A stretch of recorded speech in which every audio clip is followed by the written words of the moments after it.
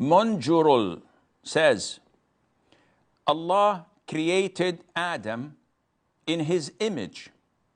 What does it mean, as we know that Allah's image is different from us?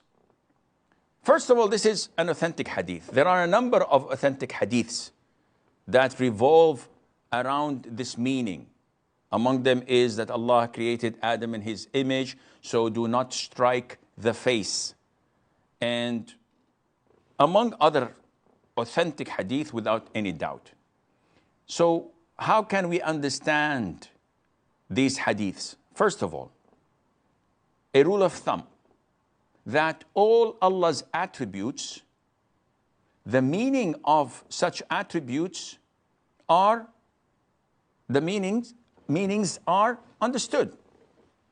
And we cannot attribute something to Allah unless Allah Azza wa Jal tells us about it, or His Messenger alayhi salatu salam describes Allah by it. The attributes of Allah are not what we call logical, because we have to have evidence from the Quran or from the authentic Sunnah to back it up.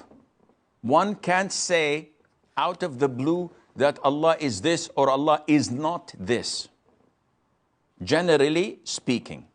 So when we go to the Quran, we will find that Allah described Himself of having a face, of having an eye, of having two hands, especially when He was addressing Satan, and He told him, why did you not prostrate to what I've created with my own two hands? And we find that Allah Azza wa Jal stated so many attributes of His. He's all hearing, all seeing, He's wise, that He is knowledgeable, that He's powerful. But we see other people, and they are also seeing, hearing, strong. They have a face, they have hands.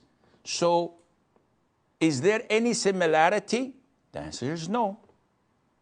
Because Allah tells us clearly in the Quran that there is nothing like to Him. There's nothing like Allah subhanahu wa ta'ala. And He's all hearing, all seeing. So we cannot describe Allah Azza wa Jal except with what He had described Himself by, without any misinterpretation, without any giving a simulation or rejecting it. So, or saying how this is, and we explain it. We have to believe in it as it is.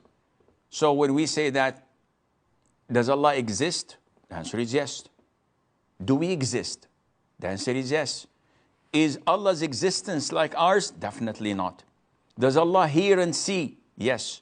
Do we hear and see? Correct. Is it similar to what we hear and see? There is no comparison, none whatsoever. We come to the issue of image. Does Allah Azza wa Jal have an image? All the scholars of Islam agree that Allah has an image. Is it like our image? Definitely not. And you cannot even comprehend it. You cannot even imagine it. Because there is nothing like Allah Azza wa Jal.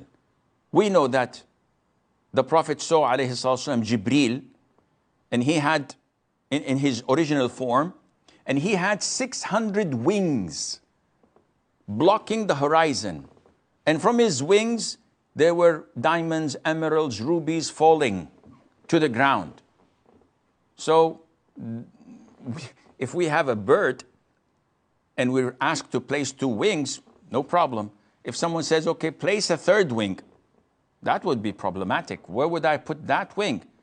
Let alone think about 600 wings.